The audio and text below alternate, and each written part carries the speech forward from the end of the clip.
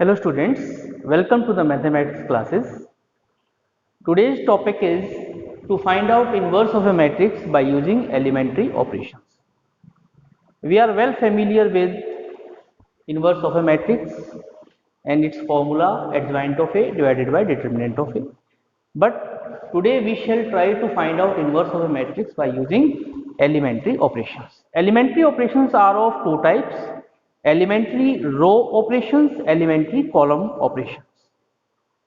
We shall confine ourselves only to elementary row operations as per our requirement to the syllabus.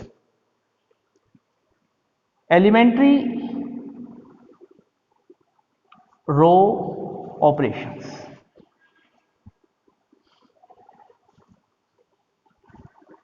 In this method, we write a square matrix as A is equal to IA.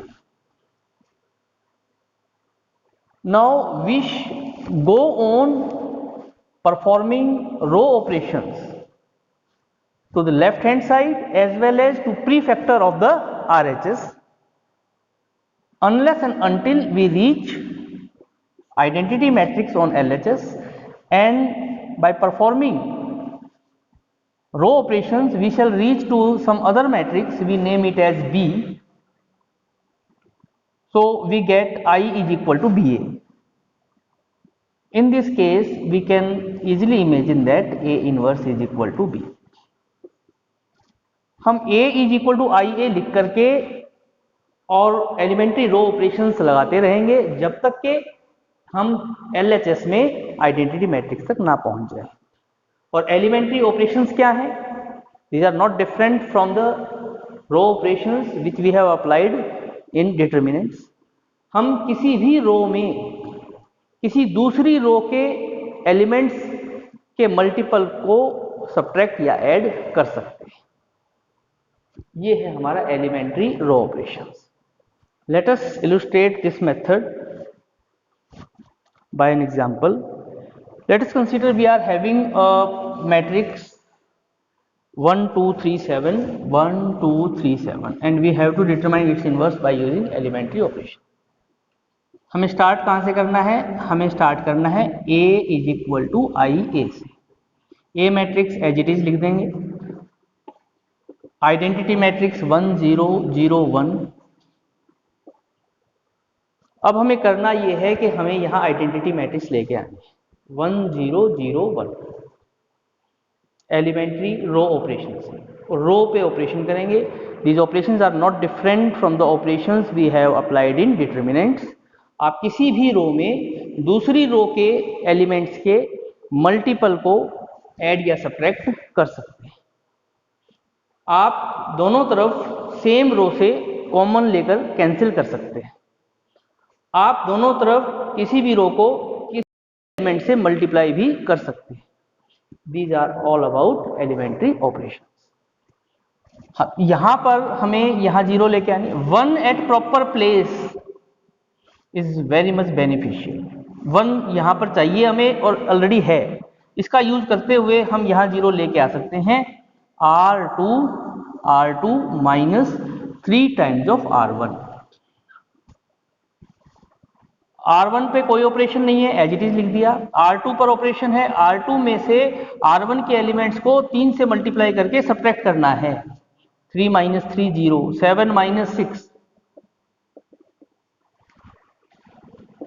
R1 पे कोई operation नहीं है. 3 times same level पर होगा. उसके बाद आपको यहां जीरो लेके आना है. R1 minus twice of R2. 1 minus 0 1, 2 minus 2 0 0 1,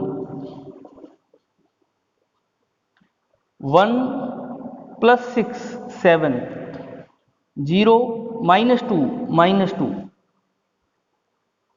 minus 3 1.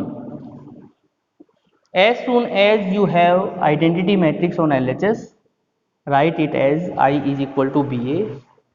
And all of you know when product of two matrices is identity matrix, we can write inverse of one matrix is equal to the other matrix. So A inverse is equal to B.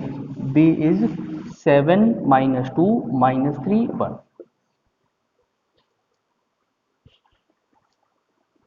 Let us have one more question. This time we shall have a matrix of order 3 by 3. Obviously, to determine inverse of a matrix of order 3 by 3 is a bit difficult in comparison to the matrix of order 2 by 2.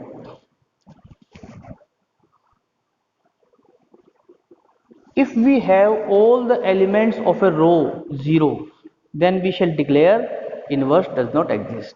किसी रो में सारे element 0 आ जाएं, देखिए question और करते हैं। मान लीजिए हमारे पास एक मैट्रिक्स है A is equal to 6 minus 3 minus 2 1. We know A is equal to IA. A matrix 6 minus 3 minus 2 1. Identity matrix 1 0 0 1. अब हमें 1 0 यहाँ 0 लेके आनी है, यहाँ हमारे पास 1 है. What shall we do? R1 plus 3 times of R2. यहाँ 0 लाने के लिए हमने ये ऑपरेशन किया, लेकिन हम क्या देखते हैं, वो यहाँ पे भी 0 आ गया. 6 minus 6.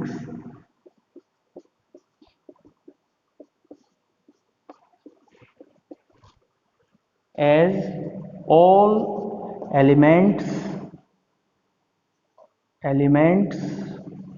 of row 1 are 0, therefore inverse does not exist. लीजिए एक क्वेश्चन हम 3 by 3 ऑर्डर का लेते हैं. उसके बाद ये क्वेश्चन आपको एक बार एकदम से ही नहीं आ जाते, आपको इनकी प्रैक्टिस करनी पड़ेगी. Let A is equal to 0 1 2 1 2 3 3 1 1. We know A is equal to IA. 0 1 2 1 2 3 3 1 1. Identity matrix 1 0 0 0 1 0 0 0 1. Start करने के लिए आप 1 को ट्रेस करें, 1 देखें कि जहां हमें 1 चाहिए वहां कहां है. ये 1 चाहिए हमें, 0 0 1. इस 1 का यूज करते हुए आप साइमल्टेनियसली इससे ऊपर दोनों जगह 0 बना सकते हो, और यही हमें करना है. हमें साइमल्टेनियस स्टेप में एक कॉलम में जो 0 चाहिए वो लेके आनी है. जैसे R1 minus twice of R3, R2 minus 3 times of R3. 0 लाने के लिए उस रो का यूज करें. हम इसका यूज R3 का यूज कर रहे हैं, जिस रो में हमें 0 उस पोजीशन पर नहीं चाहिए होती है. जैसे हमें यहां पर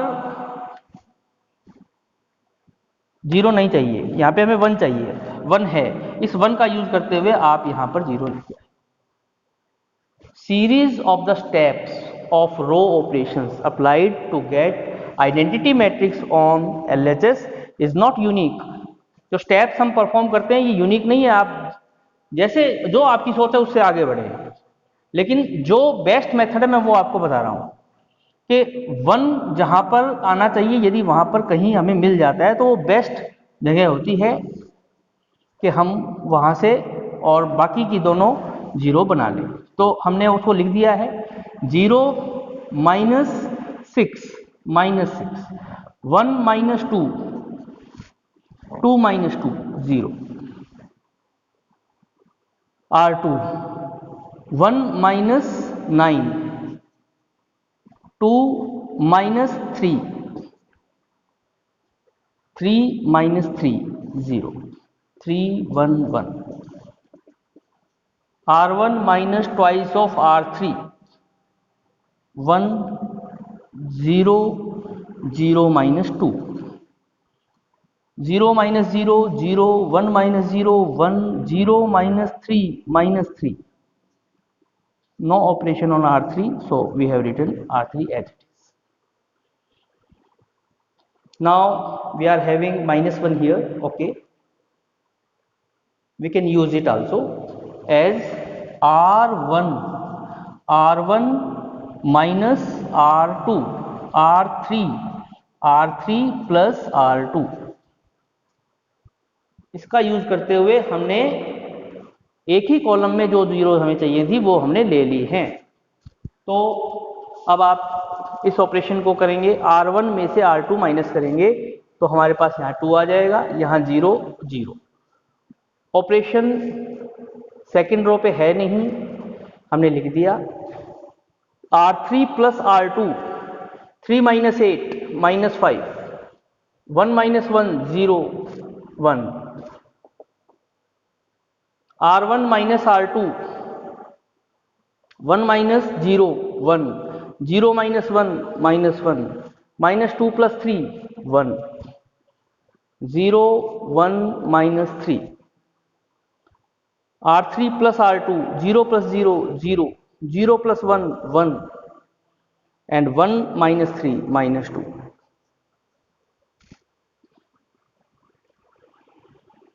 When you are having two zeros in a row, try to make one. And how shall we do it? r1 divided by 2. 1 0 0, minus 8 minus 1 0, minus 5 0 1,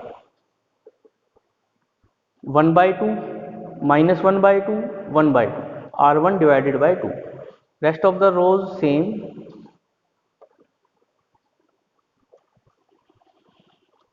अब इसका इस 1 का यूज करते हुए हम यहाँ पर 0 बनाएंगे, r2 plus 8 times of r1, r3 plus 5 times of r1, 1 0 0, 0 minus 1 0, 0 0 1,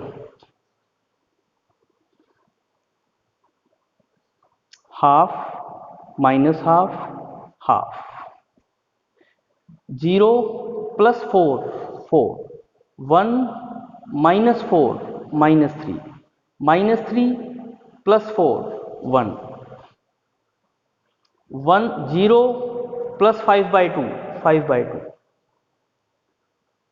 1 minus 5 by 2 minus 3 by 2, minus 2 plus 5 by 2 minus 2 plus 5 by 2, 1 by 2, A.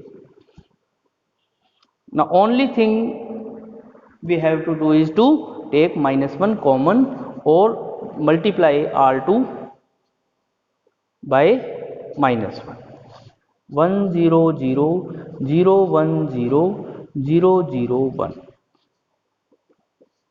half minus half half, minus 4 3 minus 1, 5 by 2 minus 3 by 2, half, A. As soon as we are having identity matrix in LHS, we shall write I is equal to BA. So we can write as A inverse is equal to B, and B is nothing but newly formed matrix we have obtained in RHS.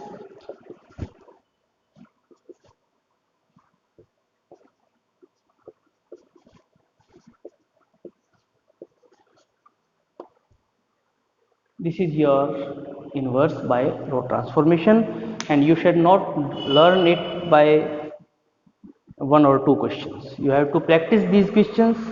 Go ahead, any of the doubt will be entertained. Thank you. Have a nice day.